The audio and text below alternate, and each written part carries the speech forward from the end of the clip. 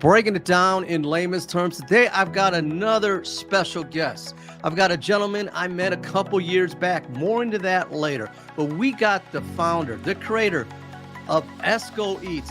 Esco, you're a true entrepreneur, a businessman, and somebody doing great in the community, making great food, the world famous apple cobbler pie. Esco, what it do in layman's terms? Dougie Fresh, man. Thank you for having me here. I appreciate it.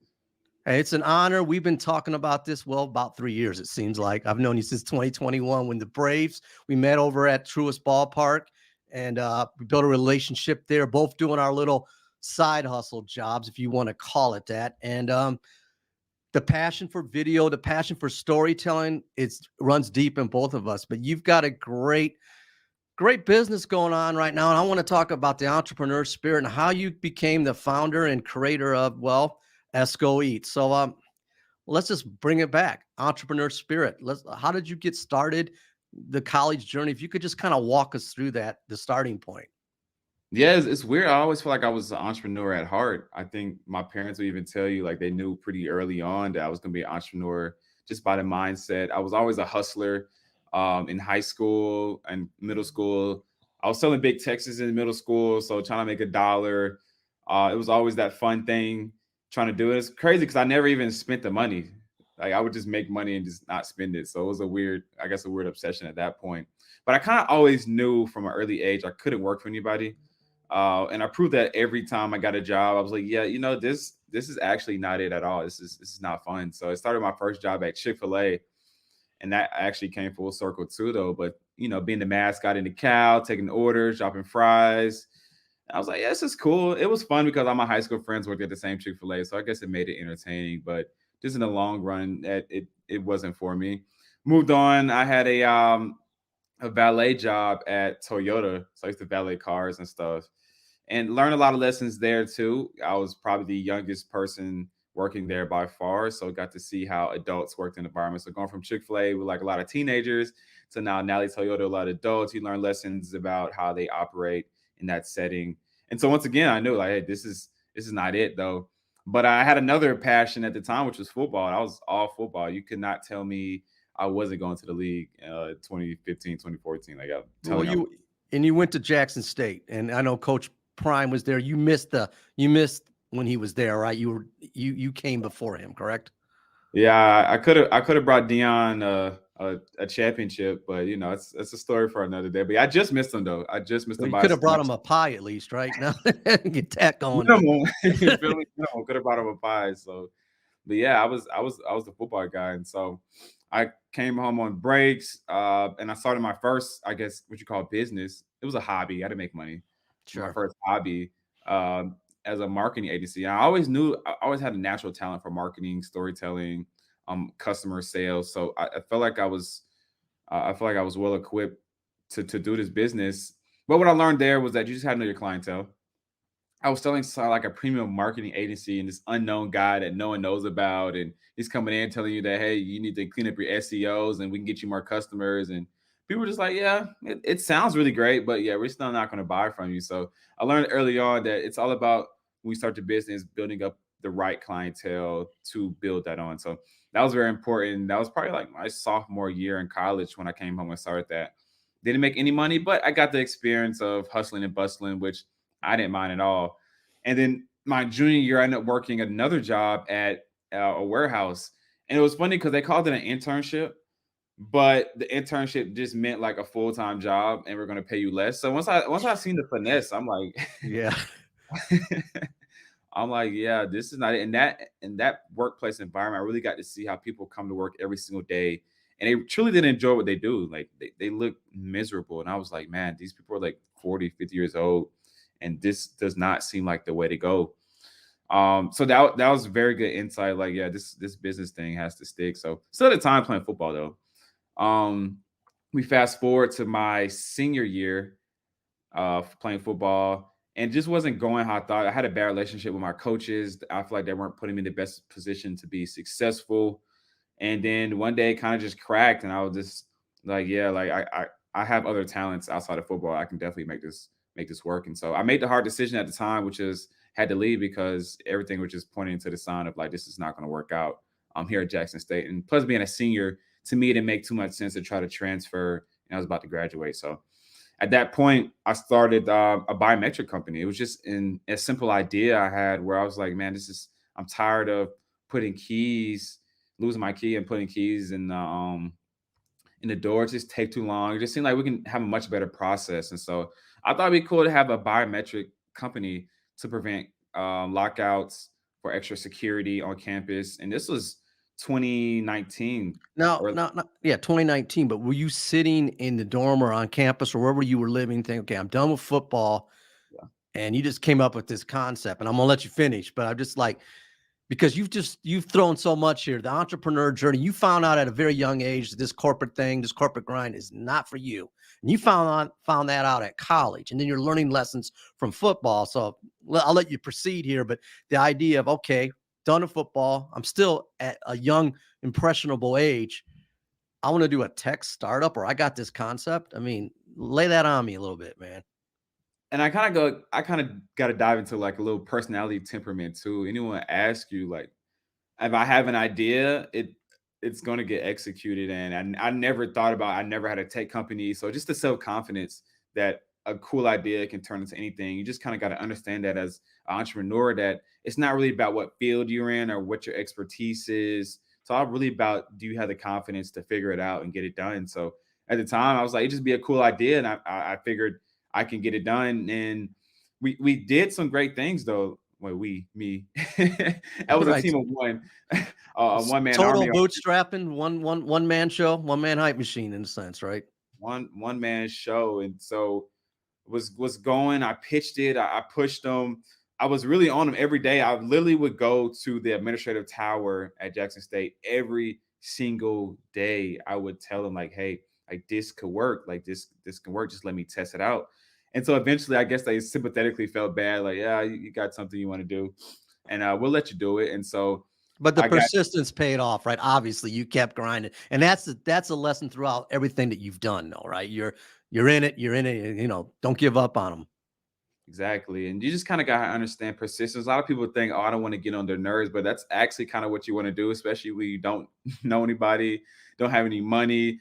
People just need to see that you're serious half the time, and then they'll at least give you an opportunity once they see that. And so I was beating the door down. I was beating the door down for a minute, and we finally got a test in one of the dorms, and they let me have like my own room that it was a showroom. They let me just use this showroom to test the idea and concept. And so I felt like it was a pretty good thing. Had the device, the biometric device, where you can use your face, you can use your fingerprint, and it would just be one system. So to me, it made sense because they didn't have to have anyone at the front desk. They could use the same system for going into the dining hall. They can use the same system for lockouts, same system for security. So to me, it was an all-in-one system. I thought that could really do some big things. And it's ironic enough, I actually seen a similar system I think Georgia Tech is using, then just installed it like a couple years ago. So I could have been a little bit too early. I don't know. So So what happened? Because I'm liking this, and you going into selling the world famous apple cobbler pies. I mean, there's a story to this, and I know I've read your bio, but can you share that with our audience? I mean, you got this ingenious idea, you're getting some buy-in, and what happened? yeah, it was detrimental. I checked Twitter. I was walking to my room one day. I was nighttime. I was walking to my room, and I checked Twitter, and I see the president was fired. And it was an interesting way how he got fired, but it was very overnight thing. It didn't even hit me yet that my business was canceled overnight. It didn't hit me. It was like, Right. it was a cool story that was going around campus, and people. It was very entertaining, I guess, at the time. But then when I got to my room, I was like, well, I guess that kind of kills my business because everything was from the president, the CMO, chief of staff, and they all essentially left when the president left. And then at that point, I didn't have a business anymore. So all that testing I did, all the work to get to that position, I guess was just for not for nothing, but just a learning lesson at that point. And so I was sitting back at square one where this business wasn't gonna really take off and do anything. No, but at that point, and your mindset at the time, and you're getting ready to ride around the corner to graduate, you were later in the years at college. Okay, smack dab, you put in this work, you made a transition from football to this hardship in a way. It stopped. You know, you obviously had to make a pivot, and which leads us to, I'm guessing from my research, is the Esco Eats, the food blogging concept. Yeah. Where did that happen? How did that go from technology, I mean, to food? Yeah, it's a great point. It was a simple conversation. I was in the student center getting some lunch, not really doing much around campus. It was a weird time. And I kind of remember that time as being very slow, very just kind of like trying to figure things out. What's the next plan? What's the next plan of attack I'm gonna do? So it was a very slow moment. I think a lot of people don't realize in those moments that's when some of the best ideas can come. You just got to just pay attention to it and just getting a lunch. And I was sitting down at the table.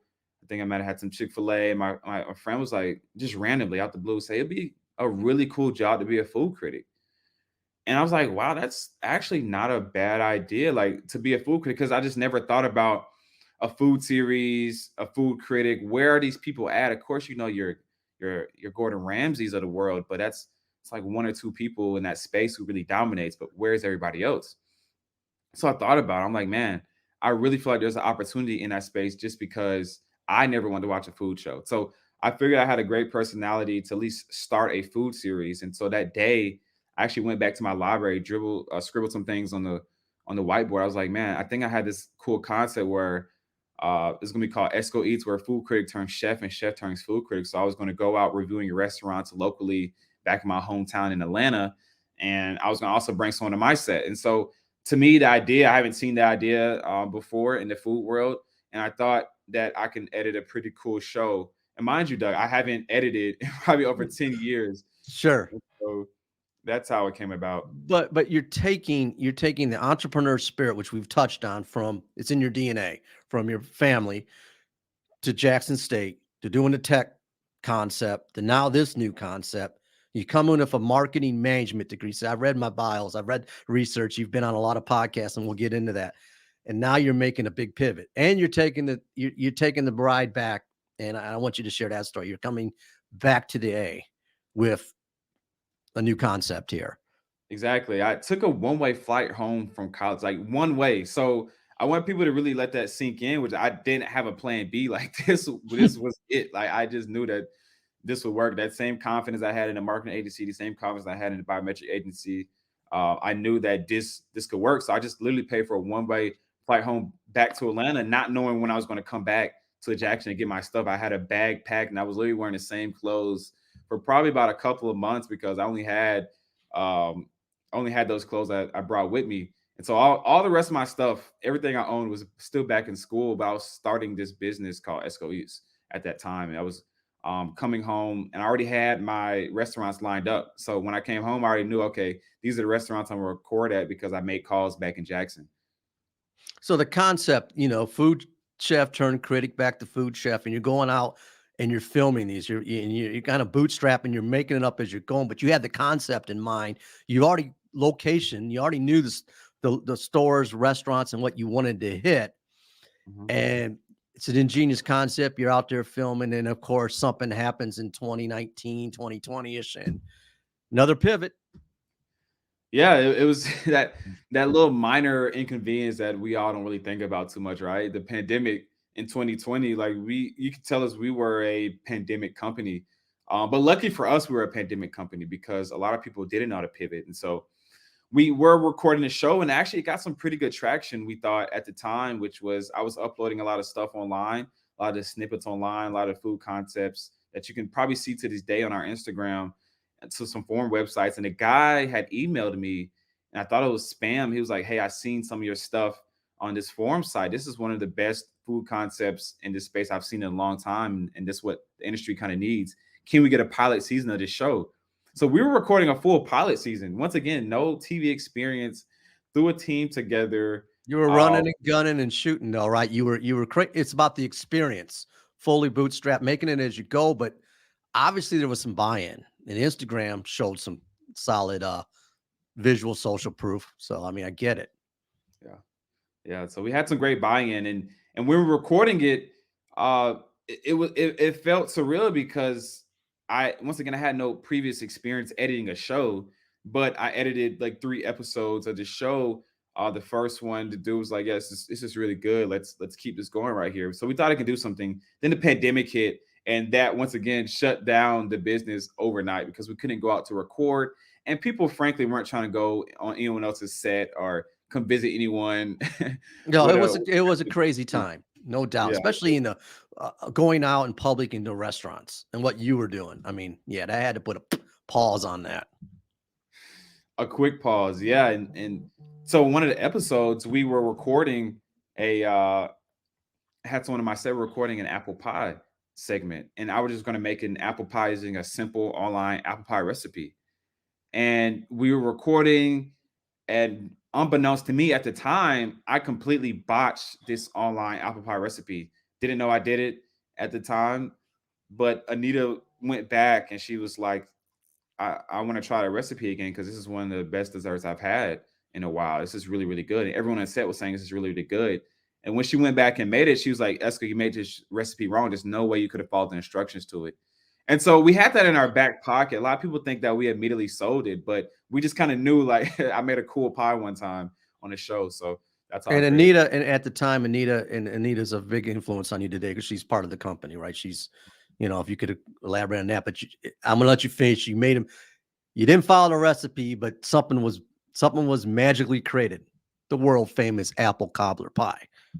Something was magically created, and everybody on the set. It'd be like 6, 7 of us on the set at the time, including the camera guys, a couple people I had helping out, a couple of friends I had on site, and they were like, my friends like, I don't even eat pie, I don't like apple pie, but this right here is really, really good. And so, unbeknownst to me, I created the best dessert in the world that day. You did, and you know what? He mentioned his Instagram account and your website. I encourage all our viewers to go to Esco Eats and check out his site. Check out the IG page, the real Esco Eats and everything, because there are video testimonials of people trying the pie. Now, a lot of your community has grown from people sampling the product. You don't believe it till you eat it. But you've got real-time footage on that. And that's what intrigued me. I obviously tried it out in 2021. And what I love about this is people are actually eating it and going, Then the second reaction is, this is really damn good. And you found that out. Anita found that out back in the time, like you're on to something. We're on something, but once again, Doug, we didn't know. We didn't know what we had at the time. Like the pie was the last thing on my mind at the time. So we didn't start selling the pie to about 3 or 4 months later because we weren't making money through the pandemic. It was like, man, we had to make a shift here.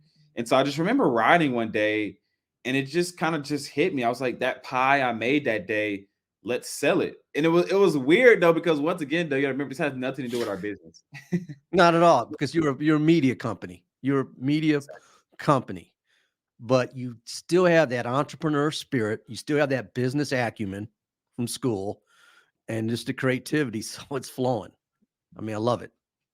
Exactly. And so I made the decision that day, like, let's sell the pie to market the show. So to me, I just thought it was a clever idea. I was still stuck on this show concept where I thought it Product had plate. to. So I love this. I'm sorry to interrupt, but the But product placement. So the pie was, you were leveraging the pie to sell the media show.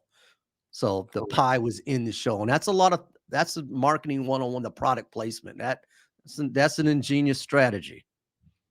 Exactly. And so I figured once we go out, get people talking, that the pie was good enough to get people talking about Esco Eats, which was the name of the show at the time. And so the first time we went out, it was a Stone Mountain market. We were out, and once again, though, all we know is what we made that day. And we just wanted to see what people were going to think.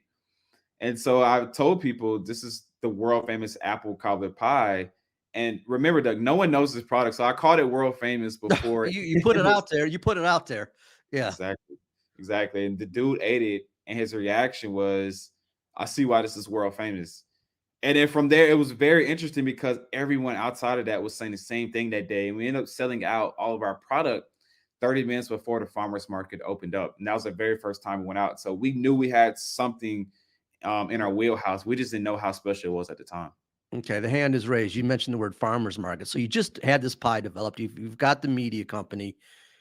Now you got to sell it. So the plan was, well, I'm a company of 1 or 2 people. This concept, we're building it. the farmer's market, was that just the next way to get it out there and sell it? Or just, I mean, why that? Obviously, we're going to get into distribution later because there's a plan for this, but walk me through that a little bit. Why the farmer's market and your initial concept of that? Yeah, because it was free.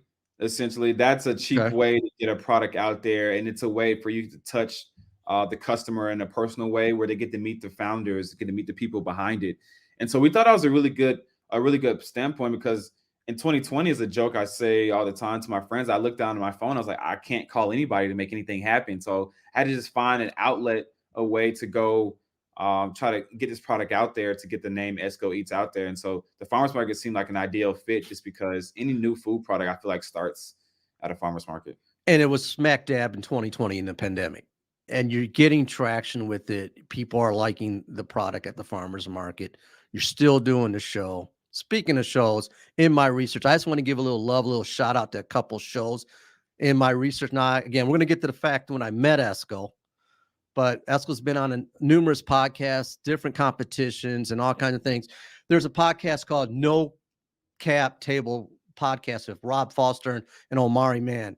I encourage everybody to check out that interview of Esco. It's about an hour or so long, and they go into the journey. So what we don't cover here, go back, because it's well-purposed. These guys are doing big things in their business. So just want to give a little love to them, because that's part of the community. Another one real quickly is the C. Harper Show, Dr. Cynthia Harper. I just watched that. A lot of passion. Love her interview style. These are two shows. If you don't watch this in its entirety, definitely check that out, because it really shows Esco and his story. Now let's get back to our story, what we're trying to create today. Yeah. Definitely check those two out. We'll have the links to those shows. But you're in the farmer's market. You're getting the product out. You're sitting on something. You got the pandemic. Traction starting to happen. Yeah, we were pushing it really, really hard. And this was, once again, at this point, it's probably 2021. At this point, where we're really realizing, I'm starting to realize that, hey, like, the show it was too confusing as a business model, as a startup, for people to understand. Hey, I want to have a show, and then I also want to sell pies to market a show. Are you a food product company? Are you a catering company? Are you a media company? Literally nobody in the space could understand what we were doing. So little by little, we just etched out everything, the big grand scheme of things. And then eventually we just said, hey, we just sell pie. Like, that's just what it came to. And so in layman's terms, you broke it down. You just sold pie, but you had to go through that experience to get through that. So I'm sure you went to some of the Atlanta tech startups, the pitch fest, and they're like, well, what is he? Is he selling pies? Is he a food company? Is it a marketing company? So you're learning a lot from this journey as a young entrepreneur or startup. What's defined? Am I correct in saying that? And if say pie is it? Absolutely. You made the decision. How do we market this pie? And I'm sure you've gotten a lot of help and direction on that. Yeah, at this point, we kind of narrowed it down to one size, which was the mini. The mini seemed to be very versatile this time. And you have to understand, no one really has heard of a mini pie at this point at scale. Like, you've probably seen it at Walmart. This right here, the mini pie right here, right? Yeah, the box. Absolutely. The mini world famous apple cobbler pie.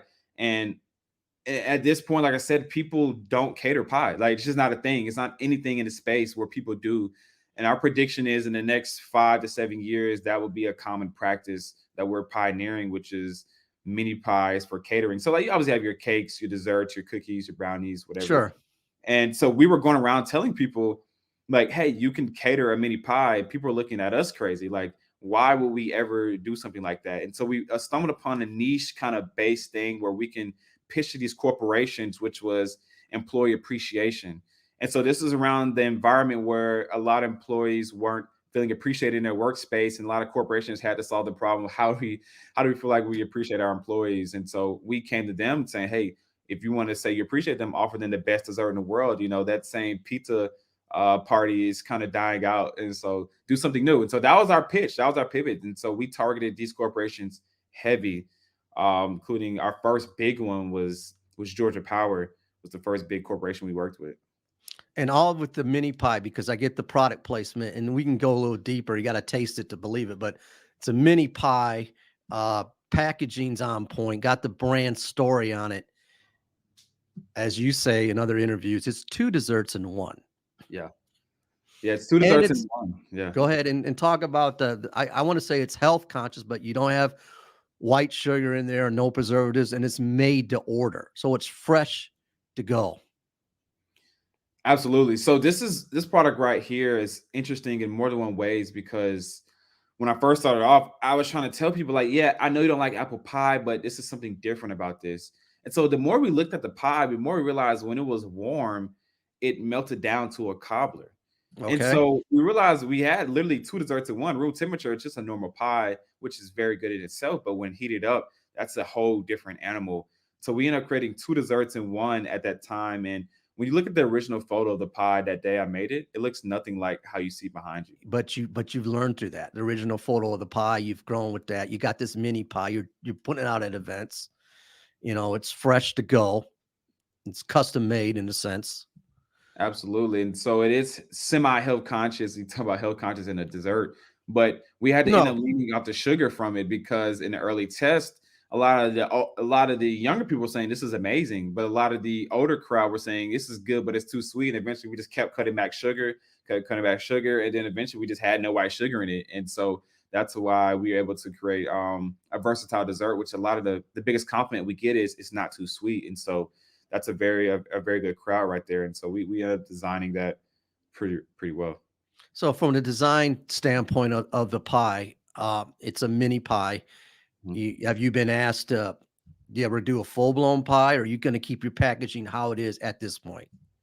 Yeah, and it's really weird though in the story of Esco Eats with the mini pie came last. A lot of people think we started off the mini pie. We started off with the full pie, the Okay. full 9-inch pie, and that's what we were selling to people because at this time when I first made it, it was the holiday time. And so it was an easy push to try to get people to get it for the holidays, Thanksgiving, Christmas, for your families. And so the full pie came into play. And then we had actually a medium-sized pie. A lot of people don't know about that one. There was a very short window where we had a 5-inch pie. And so it went from 9 inches, which is the full pie. The medium pie was 5 inches, and then the mini is 3 inches. So went through all these tests, and we landed on the 3-inch one because of how versatile it was with the no cutting. It was perfect sample size for if you didn't want a big old pie, and it's individually packaged. And so that individually packaged was a game changer for a mini pie. Oh, that's interesting because but you obviously tested the different pies, but then now you got this mini pie that companies, corporations can use. They can use it at their event. They can use it for a marketing employee. This one thing well documented in the other interviews, which I talked about earlier, is you're in Atlanta market and you leverage what's called, I want to say, destination marketing. You're trying to represent the ATL with the pie. The only place you can get the pie, I guess, through your catering or in Atlanta. And let's talk a little bit. I find that very selective, a very smart concept. And until you blow up and scale more, which we can get into, walk me through the destination process, if you don't mind. I know we touched on the mini pie, but just walk me through that concept.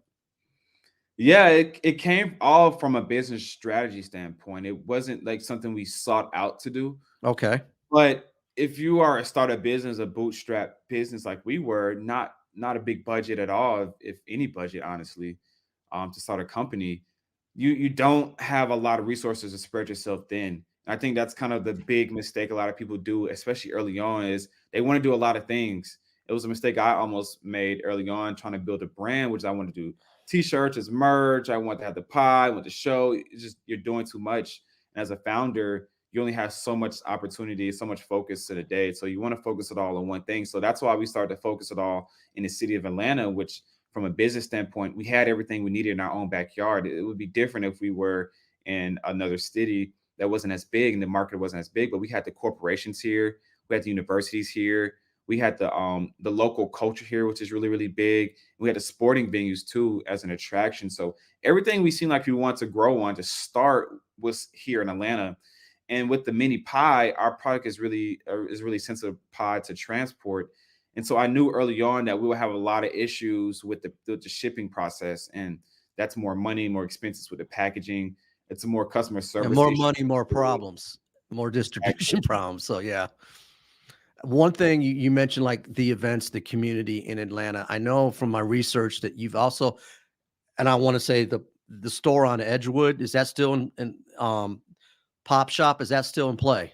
So if you're in Atlanta to get pies, Yeah, no, that it's the Edgewood deal is kind of a done deal. It was really great working with them. I loved working with Credit Noble, be on Edgewood. And so it started off 18 slices a week. Just as a partnership. To me, the synergy was there because we had the pie, they had the ice cream. We were very, very early on in our business at this point. This may have still been year one, but it grew really, really quickly with the marketing, with the awareness, with me driving people in there, which went from 18 a week to almost 200 slices a month very, very quickly. And so we knew we had a great product. We knew we had some distribution at that point. But at this stage, we decided to pull it because we wanted to take the more experience route. And so we were okay. really, really big on having the experience, controlling that environment. And don't get me wrong, the pie there is absolutely amazing. But there's just it's no beating a fresh pie out the oven. And so our business model is a just-in-time delivery model for our Okay. and so this is where we run into how we differentiate ourselves between any other, I guess, kind of catering business is that you usually kind of do some type of prep work with your product ahead of time, especially for large catering events, 500, 300, whatever the number may be. But with ours, we're literally saying we're going to bring it fresh from the oven to your event that day. And that is a piece of the experience right there that a lot of businesses, frankly, don't want to take that risk on because it is a high risk type of deal if you cannot deliver the product in time. So we take that risk on to deliver the experience. So from a scalability standpoint, it's fresh to go. It's ordered, and you're not the volume, but really the experience. And you're bringing all the entertainment, the value with the video blogging and everything. Still with this, you talked about events, you talked about sponsorships, and you mentioned Georgia Power was one of the partners that you worked with and did that. Now I'm going to walk forward. This is a part that's near and dear to my heart because we met at Truist Ballpark back in 2021. The last time the Braves closed the deal and won the World Series. At the time of this recording, well, playoff season's going on, and well, it's Halloween's coming up, and the Braves are like you and I are not playing in the World Series or whatever. Full disclosure, we met. Actually, I worked as a part-time up in the press box media, and we needed some help when I was out of town, and you were my guy that ended up working there with me. I'm going to get to the point here. You took a job at Truist Ballpark, similar to what I did, extra income, but you were on a man with a mission to get the Esco Eats, to get the pie kind of into the stadium because it's an event. Welcome to Atlanta. Welcome to the Braves. Why not? Walk me through this ingenious plan. And I'm glad that you did this because that's how we met. Absolutely. It was just an idea. It was like, okay, the extra income obviously could help for sure. Sure. But to me though, I didn't make any income at that point for over almost 2 or 3 years. I haven't worked. So it wasn't about the money. It was Okay. really more about getting the product into the stadium. And so I would literally drive almost 50 minutes every day, an hour every day to Truist Park Stadium to work there with the idea in mind that I just knew that our product was that good that we can just get in front of the right people. We think we have something here. And so it was just that much confidence I had in the product and what we were doing that if I could just simply pitch it, I felt like we had something big going. So I took the job there as a concession stands manager, literally working and selling popcorn and selling hot dogs. And eventually I met a dude named Mark who worked there. And I met him simply every time we got on the elevator. I used to be like, "Hey, we're working hard or hardly working." And so, as a senior guy with the concession stand manager saying that was pretty funny, pretty humorous. And so we Shout just did out, shout out to Mark. I'll just say his last name, Mark Klein. Wonderful guy. Got people. Miss you, Mark. Continue. exactly, exactly my guy Mark. And so, eventually, I ended up getting kind of a couple of promotions really quickly. So now I'm in the Xfinity Suite, one of the club suites that are in the Braves Stadium. And then that's where me and Mark really started to interact a little bit more. And then from there, he's seen kind of the hustle, kind of the interaction with the customer. And at this point, he said, "I have something for you that you may be interested in. I have a guy, Doug, he's leaving or is going on vacation. We'll be out for a few games. And we want you to work the media piece." And this was kind of a big deal to them because they want to keep their media happy. So they don't Right. just put anybody in the media suites. And so he put someone who can, he thought who can handle the job. And that's where we ended up getting connected that day. And we really bonded on the video thing. We really talked about video and entrepreneurship. We didn't really talk about pies or what I'm doing. We talked about video and marketing, and it became a friendship and a passion because I'm learning a lot from you. I'm just amped to have you on here today because it's refreshing. But you filled in. You filled in for a few games, and then you went back. Still working an angle, still going through a concessionaire company. You had to humble yourself. I humble myself every time I go there. It's one part of that, so I can relate. But yeah, it's great. How do you at least get somebody to listen to you? And not everybody looks like us or age. There were a lot of hurdles in anything that you do, and I Yeah. can really respect that now more so than ever. You're at the ballpark. You're trying to get in the system. Yeah, we're trying to get in the food management company's system, Right. which handles all their food in the stadium. And honestly, that piece of it I did pretty fast. That was like in the first month, I pretty much identified who I want to talk to, let them try the product. They like the product. And at this point, Doug, you got to remember, it's not the packaging you see behind you. It's actually our OG packaging with just a sticker on it, a box with a sticker. And I'm telling them this is the world's best dessert in this little Yeah, box. you're saying that, and all due respect, your 20s, your young 20s, and they're like, yeah, okay, Exactly. whatever. We're gonna still keep our snacks that we have, and I can see, why? Because they still have the same snacks there. But keep going.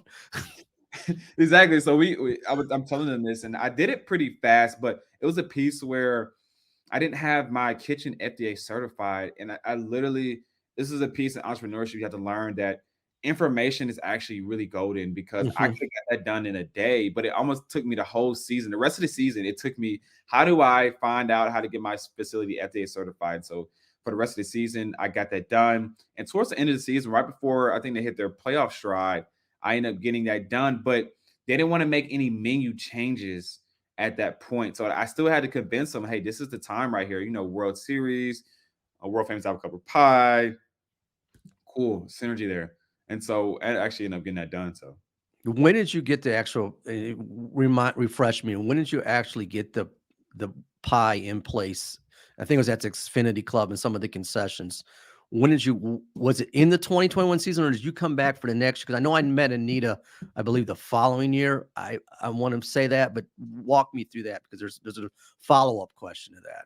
yeah, so this was actually the next season. So I waited. Basically, I did that whole season on the mission to get it in there. And by the time the playoffs hit, they didn't want to change the menu, and that was like, okay, Okay. well, No, in 3 another 4 months. roadblock. At least the president didn't get fired, but another roadblock or no pandemic at this time. Well, it's still going on similar, but Exactly. Another roadblock, which was like we thought we could do it that season, and we had all right. the paperwork and everything set up. And at this point, we're just asking for a test, a pilot test, to see what we can do with that. And they didn't grant that to us that season, but that next season they saw that we weren't going away. We were still here. Like I was The like, okay, persistence as an entrepreneur kept grinding. I mean, you put so much time in that. Hell, you're going back for another year. You're in it to win it. exactly. And a lot of people don't know is that we actually catered their ring ceremony. Um, Okay. Yeah, so that ring summer they had it in the Roxy Coke Theater.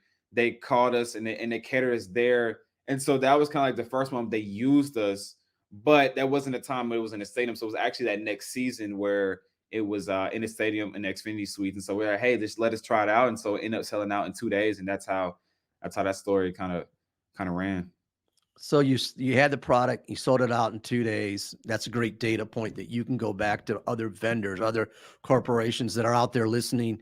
That this stuff sells and it sells well. Yeah, man, it's sold really well. And so at that point, we're at this stage that we're not in there, but we got the data points, like you said, and that was the more important piece of it, which was they were claiming to us that no one would come to a stadium to buy a pie, but in our head, we're thinking like people would come pay for good food regardless, and they just so happen to be at the stadium, and so it proved our theory correct. At that point, we were able to leverage that to use it at other corporations and say, hey, like we work with the Braves, and at that point, and people hear that you've done business with the Braves, they're a little bit more inclined to listen to you at least. No, 100% on that. I mean, now that that's another reference point. Just like when you say social proof, hey, we did it. We had a great trial run, a great pilot. It worked. It's documented. speaking of documentation, your website, we'll put the link there, and obviously your IG page. You do a lot of samples. You've got a lot of validity. We already know the pie tastes great. Hey, it's the world famous apple cobbler pie, and it's on point. I've had it. I need to do a testimonial, but more importantly, you've got the validity. The Braves thing at Truist was a great play. You got some leverage, and now what are you specializing in more with corporate events? Kind of bring me, I don't know, 2022 a little bit. What transpired with the Braves? I want to hear about some leadership people, like you mentioned Anita. You come from an entrepreneur mindset and family, the breakthrough group. So I'm throwing a lot at you here. You've got a lot of help in the community, but you've done a lot on your own. So without resources and community, it's tough as an entrepreneur. No, it's not just tough. To me, it's impossible. I don't know how you do it without that, because money is the great equalizer. We don't have that, but now you say you don't have the money to execute on a lot of these ideas. At this point, you have to just rely on support of just people. And it's people in these corporations. At the end of the day, it's a big name brand on the face, but at the end of the day, internally, it's just people who have to support you. And so I had the support of people like Breakthrough Atlanta, because I was in a breakthrough program almost 10 years ago before I even had the idea of Esco Eats. It's probably more than that, probably 15 years ago before I had the idea of Esco Eats. And so and everything ended up coming back full circle with those same people, resources that I used. It just made a great synergy alignment to work with them. So on the community aspect, you can't do anything without the community, without the team. And with Anita on my team was also a big W, because to me, she's one of the best leadership entrepreneurs in Atlanta that people just simply don't know about right now. But they're sleeping on it, and it's not in general. Exactly. And it's because it's more of a what have you done in this space kind of thing. But absolutely an elite project manager who I feel like is just important to any entrepreneur, any startup, is find you a project manager, because it keeps you grounded on time, dates, deadlines. And for me, I'm more of the creative type. And so I think that allows us to have a really good partnership where I can do the creative stuff, but also have the balance of the project manager. So it works out really well. And one of her first things she did was put a team together. So we had a board of advisors for about a year and a half, 2 years now. And remember, we didn't have any business at this point. So we're just pitching the idea, vision to people. And the people we have on our board of advisors are some juggernauts of over 100 years of corporate experience, and they all have their own expertise. And so I'm able to pull from that at any point. And a funny kind of alignment was the first person I called, Joseph. He actually owns H Restaurant Group, owns the Flying Biscuits on McClendon, Piedmont, and a couple other West Cobb, South Cobb Niners, a couple other chains. He's actually on our board as well. So everything still came back full circle. So. No, and it's just like having those resources. In fact, like going back to resources, when I looked at the C Harper, her podcast she had on the show, and you had Anita on there, and I encourage everybody to go back and watch that, what she was bringing to the table. And I met her up in the press box in 2022, and I was okay. He's got his team in play. He's got the concept. He's got the product. You're doing a lot of things. Now the question people ask, all right, how can we get this pie? I understand fresh to go. You got to grow. You got to get to where you are. You got to have a comfort level, scalability. Are you looking to, have another Esco in I don't know, Chicago? And how do you branch out? What's the bigger, obviously there's a bigger plan to get more pies, but are you just really hitting the community of Atlanta right now? More so at events? Can you talk on that a little bit? Because my mom wants the pie. So how does my mom get the pie near Chicago? Well, if your mom is in Chicago, unfortunately, Doug, you'll have to get one from me and fly it up to her, because we don't have any plans. Right.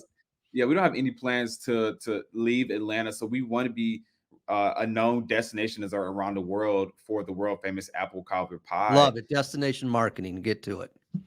Yeah, man. So it's actually one of those concepts that a lot of people can't stick to their guns with, because there's no real logic to do it if you're trying to make money, because it's actually the harder route to do, because it's much easier for us to ship the pie around the world and kind of scale it essentially very quickly. But what we cared about more here at Esco Eats was the experience we could bring and then the fresh quality ingredients. So I feel like I couldn't call it world famous, adding extra ingredients to it to make it shelf stable. And so at that point, we stuck with the gun ho idea. Hey, we're just going to be all ATL. So if you want a world famous apple cover pie, you have to book us for an event. And so it's kind of a weird thing where it's the best dessert in the world that no one can get at this point because you have to have. No, it's exclusive. It's exclusive to Atlanta. So you're lucky here in the Atlanta market. You're very lucky. Absolutely. And we like to say that too. So if you're ever out doing any catering events, and our main space is large specialty events, corporate events, employee appreciation events, that's us right there. And we really make sure we bring the quality, high customer service, high product, high value to your event as well. And so that's how you can find it, because we bake it fresh to order. So No, I get it. And you talk about the corporate events and, different maybe sporting events or fundraisers or employee appreciation days, maybe at a kiosk, maybe at the airport. Welcome to Atlanta, where the pies are world famous. I don't know. exactly. Dropping a little Jermaine Dupri in here. I'm showing my age. Point is, I get the destination marketing, and by watching the other videos, it makes sense. You want to grow as you grow, and as you grow more, you'll scale more. And I know you got a dynamic team. We talked about, the upbringing, entrepreneur mind spirit, what you learned at Jackson State, having a few entrepreneur startups, faced with challenges, losing people, the pandemic, making a mistake on a pie, but turning that mistake, that challenge into something positive. Lemons to lemonade, but it's however you want to say it. We've touched on the product placement, the destination. What's going on right now? Full circle. We've talked a little bit about the past. What can you disclose right now for our audience with the whole Esco Eats in general? Yeah. So one thing that we're going to start pivoting more towards too is really being on our guns about the experience. We got to pilot this out, called a pie party, where we Okay. literally have a tent that looks like a house. We had the lights, we had the smoke machine, we had the red carpet, we had the gold poles, a premium pie party experience. And so we're going to look more to do those experience based events, whether it's us hosting it or being somewhere that's having an experience. And so we always post where we're going to be at. And our whole goal is to drive our audience to these locations, to these experiences, so where they know, hey, Esco Eats, when they're throwing something, you just got to be there, whatever they're doing.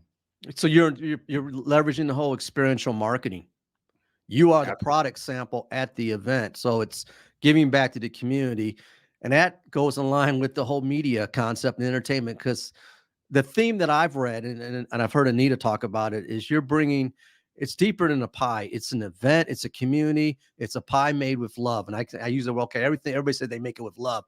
Go watch the video testimonials. There's a lot of love and respect on that. So I get it now. You're taking this pie at events, drawing people to the events and showcasing. It's an ingenious concept. It's destination marketing, experiential marketing, is product placement. And you know your lane, man. You know where you're strong.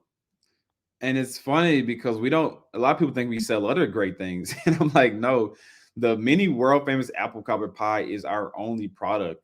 We have one size, one city, one location, and you can only find it through us. And so you talk about exclusive, man, it's super exclusive. And so, but with that though, it's the trade-off of we're able to provide such a high quality experience, a high quality product every single time. And so we had probably around this point estimated 16,000 people who've tried the product, and we only have confirmed 12 people who don't like it. And so we can live with those numbers right there. And so we're able to scale that we'll talk about scale, micro scale that experience very fast, because that every touch point is such a great experience with us, whether it's through customer service, whether it's on our online with our social media videos, whether it's actually you eating the product, whether it's your friend giving you the pie. I've heard a couple stories like that where someone just gave them a pie. I was like, oh my God, this is amazing. Where can I find it? And so you can make anyone's day, any type of versatility with the mini world famous apple cover pie. So one of the things, what I love about this is the journey of what you're doing. You're giving happiness. It's even on the box. Look, there's no preservatives, and there's that special disclaimer. Can you nail that one for me? Yes, on the side of the box it says may cause severe happiness, and we just have to give that disclaimer to people because people have started stumping, jumping up and down. We had one lady, it's on our Instagram, that said she wanted to cry because how good it was, and so those are powerful statements, especially when you don't know these people, and it's very cool to No, see it's it. spontaneous, it's real, and it's authentic. And you're still keeping the cameras rolling when you're doing these events. You're still doing the media side of this. It just happens to be the pie is the main focus, but the media is still part of you, right? You still, I mean, that's all goes hand in hand, correct? Yeah, there's no separating it because the media piece is a big experience piece of us because we know that since we are isolated in Atlanta, people want to know what's going on. People kind of want to see and kind of just to get the awareness out, you got to have that media experience. And so we took those same concepts from the show about fun, entertainment, laugh, joy, sarcastic humor, the memes. Like we took the whole concept and now we just use it around to market the pie. And so the cameras stay rolling, and that we're actually going to be dropping a newsletter probably Q1 of next year. And it's going to be a documentary style newsletter where you'll be able to follow along what we're doing for that previous month. And so we always have like, hey, am I having a great month? Is it a good month? Is it a bad month? What hurdles did I have? And so any young entrepreneur, anyone following the Esco story will be able to see everything that's happening in real time. No, real time. I love that. And it's so the media keeps rolling, keeps promoting everything. We're coming up on at the time of this recording, we're coming up on holiday season. It's a great opportunity to get some pies and office parties and events. But you're very selective, very exclusive. And that's what makes it work. You've scaled it right, and you've got a great project management team to back up everything. I mean, the proof is in the pie, okay, not the pudding. Anything, any events, anything else that you'd like to talk about? I know sometimes you're in competitions and funding. If you could just walk me through a couple more things just to share with our audience at the time, and then we'll talk about how we can find out more information. Yeah, I would say the first step is for everyone to definitely follow us on Instagram. We always post where we're going to be at. It's probably usually never the same location, but I would say really look out for the experiential events that we're looking to host and looking to throw in the next few months. And we think we'll have a great time with that. And if you can't make those events, and he'll probably have footage of those events, so you'll get to see the video part of repurposing of what you missed. And that's the key, the media aspect. I got to beat that point home with my clients and customers. Capture it, leverage the footage, let your brand story be shared. Better yet, let your customers, clients, etc., share your story on your behalf if you do good things. Well, Esco, one thing that I find truly awesome about what you're doing, the true entrepreneur spirit, you've lived it, you've loved it, and you've learned a lot from it. For our audience, let's talk a little bit about just speaking from an entrepreneur perspective. What have you learned? Some of the best practices that you've learned from Esco Eats, technology, and everything else that you've worked on. Yeah, and a lot of people think that being an entrepreneur is hard per se. To me, it's not very hard. It's just the fact that you have to leverage yourself to be an entrepreneur. So you can't just really wake up one day and be like, you know what, I want to start a business. It doesn't really work like that. You need the support on the front end. You need to, obviously feed yourself, clothe yourself. You need to make sure you have the right training. And so putting yourself in position to be an entrepreneur to me is the most important piece because yeah, you can have the best idea in the world, but if you're not in position to execute on the idea, I think that's kind of the more vital piece of it um, to become an entrepreneur. So if you want to become an entrepreneur, don't have any pressure to try to do that right now, but position yourself. And so when the idea hits and when the timing is right, you can execute it and go full force on it. And so just as I was in the biometric company, I had the time to do it because I was in college. I had to worry about what I'm Sure. gonna eat, where I'm gonna stay at. I could just go all in on it and then go to a few classes throughout the night. And so I would say that's a really big key to me as an entrepreneur. No, and obviously it's well documented, and you got to surround yourself with the right people as you grow. And you got a tremendous team.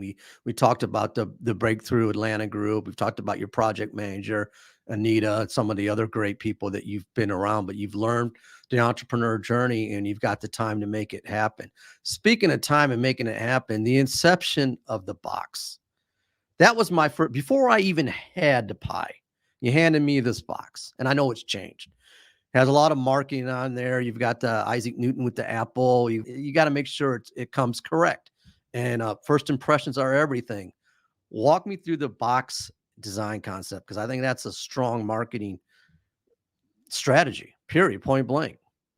Yeah, if you have one product and the presentation with that one product has to be everything. And so it came from an idea, from like a childhood idea, which is I remember these like wonder boxes. I don't remember what the candy was called though, but the boxes I think were black at the time and you didn't know what candy you were going to get inside. And so I kind of thought that was a cool idea and we can kind of re-execute and do our own little spin to it. So that's where the black box came in, which was because you don't know what's going to be inside. And so it's not a lot of black marketing with packaging these days. I'm starting to see a little bit more, but it's not really mainstream how you would see to catch people's attentions on shelves. But that was just the opposite of our business model anyway. So it didn't matter what it looked like on a Right. shelf. Um, and so it had the mini box thing. And the first design I kind of initially came up with my with Emily, which was the other person who helps me on my marketing. I didn't like the way it looked, and so I, told her go back, let's make some tweaks, some changes with it. And then you look up, and 2 months went by, and it's like, not really feeling this one as well. And so iteration after iteration after iteration, we kept adding stuff, kept taking away stuff that we thought was really, really cool. And I actually have the box right here in front of me, which is this was a last minute Yeah. quarter. Can you show that for us? Yeah, this is a four Yeah. quarter kind of thing. Was we the coloring right here.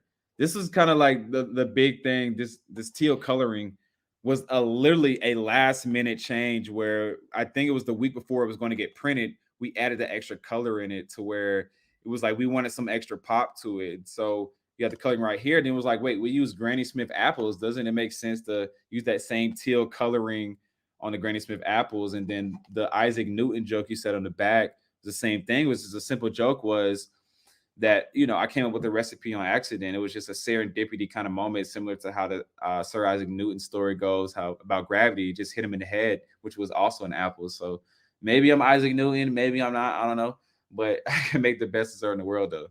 Well, there's a story in that box in more ways than one. We've talked a lot about entrepreneurship, the journey that you've had, the marketing, the placement, the distribution, how it's fresh, how it's the world famous apple cobbler pie. Before we wrap this up, I'd like for you to share with us what's happening now, what events are taking place, and where can we find out more? Three Yes. questions in one there.